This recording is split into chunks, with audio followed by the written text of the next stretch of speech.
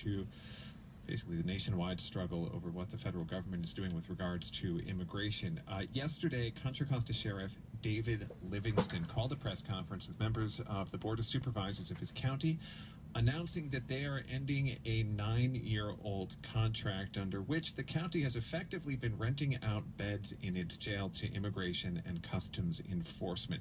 It's a big contract for the county, about $6 million, but its role in the deportation apparatus has also made that county jail, the West County Detention Facility in Richmond, California, a target for massive protests. And even Sheriff David Livingston, no fan of protesters, said at the press conference that those protests had played a factor in the decision to end the contract. Also with him at the podium yesterday, Supervisor Gioia. He represents District 1 of Contra Costa County, the district in the West County that jail is in. Joins us now by telephone. Good morning. Good morning, Brian. Antonia, thanks for having me on this morning. Can you start by describing how your county got itself into a situation where it was renting out up to 200 beds a night to ICE? Sure. And let me just say, I think this was a great victory for taxpayers and immigrant families. And we'll talk about that. And I think an historic day in Contra Costa yesterday. Well, originally, the sheriff's office has had a long-standing contract with the United States Marshal's Office that dates back to 1992. And that original contract provides for the local jail to house federal prisoners with revenue to the sheriff's office. And then in 2010, the sheriff expanded that to include ICE detainees. So ICE detainees have, or formerly INS, have been there since 2010. And under state law, sheriffs have the authority to enter into these types of contracts because they're independently elected. So, for example, over the last couple of years, there's been an outcry about this contract. I've called to publicly end it for some time now, but the Board of Supervisors did not have the power to vote to end it. It was the sheriff. So that's why this is historic. I think that a lot of the very visible and passionate voices against this detention facility had an effect, along with other factors, and that the sheriff acknowledged at the press conference. So there's a long history here, but 2010 is when it included ICE detainees. It's striking, though, over 160 ICE detainees right in the jail at present. It sounds like a jail system that has too many beds, and your Board of Supervisors has played a role in greenlighting plans by the sheriff to expand jail capacity and go after state funds to do it. Right. Well, I was the one vote against that jail expansion, and I felt that, frankly, what we need to do, not just in Contra Costa, but statewide and across this country, is to move toward a more risk-based pretrial system. 70% of the people in county jail are awaiting trial. They haven't been convicted of anything. They're awaiting trial. And there's a lot of good research and data that shows instead of having a bail-based system, one could have a system that is based on risk to public safety, risk of to the community of someone being released, and the result of that is you would have less people serving a time pretrial in county jail, and therefore what I said is we need to first implement our pretrial system, risk-based system, which we've started to do, but it's not fully implemented, and let's look at that first, reduce the jail population before making any decisions to add new jail capacity or jail space. So but you're correct, that West County facility is going to go through an expansion with predominantly state funding and some local funding. I was against that, but unfortunately, while we lost that, it motivated a lot of people to speak out about criminal justice reform. Supervisor Gioia, do you know if there are any other communities since the protest wave began against the zero tolerance policy focused on ICE facilities that have canceled contracts with ICE? Yeah, so recently Sacramento County voted to not extend three county jails in Northern California that had contracts with ICE. Yolo County, which still has theirs, Sacramento County, which canceled theirs, and now Contra Costa has canceled its. There have been other cities. I read recently one in Texas, one in Virginia, one in Oregon.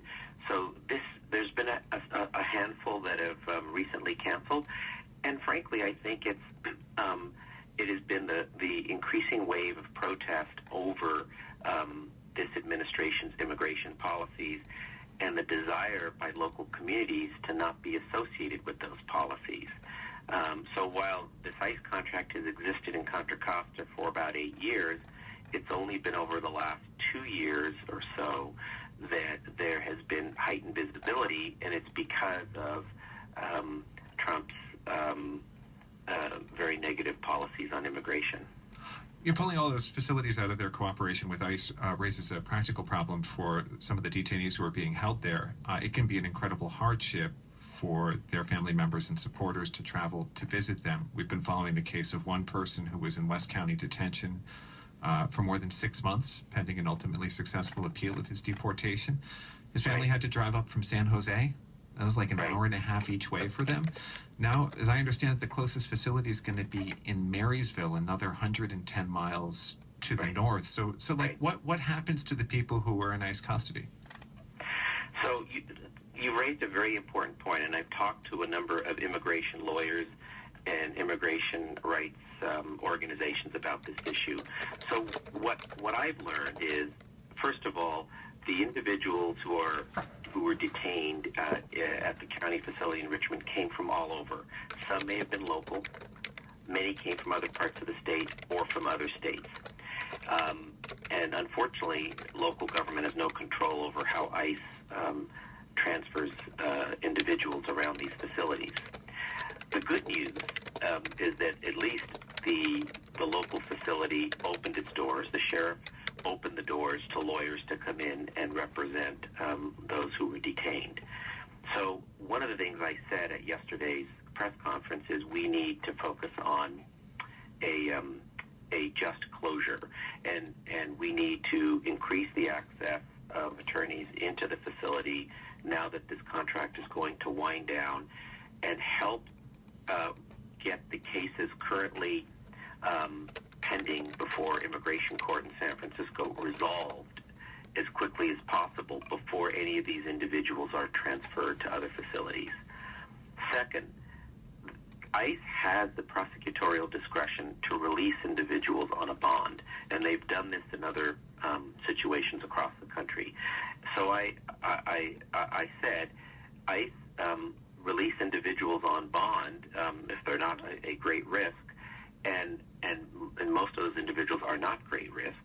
So that there are approaches that can be taken if we can get ICE to get cases processed quickly, release individuals on bond so that they're not transferred to another facility. Now that's for these individuals. For the future, I think this raises the larger issue of sort of federal detention policy, that ICE is holding more individuals in detention centers that it may need to hold. It should change its practices. So we made the decision locally because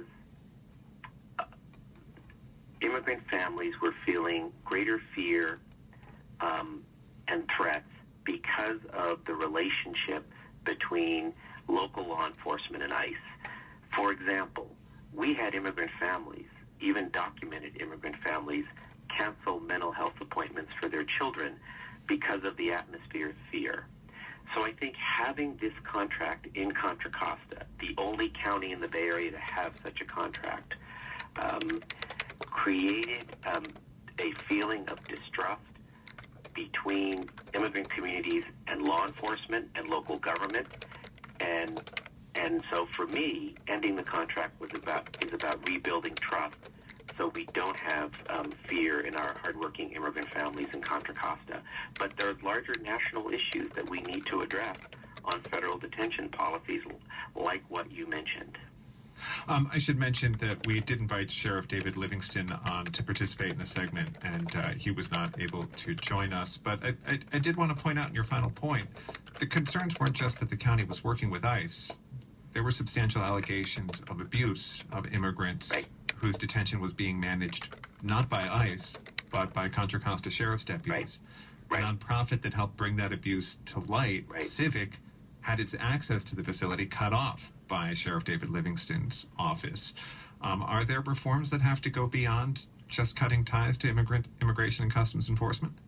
I think at the Public Protection Committee of the Board of Supervisors, on which I serve, we raised these exact questions, and actually I personally indicated that we should have an outside entity be involved with an investigation and not.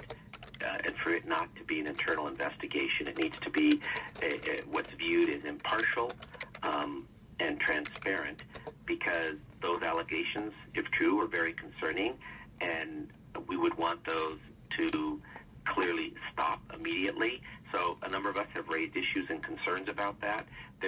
We are awaiting a report from the State Attorney General, who had opened an investigation into some of these incidents.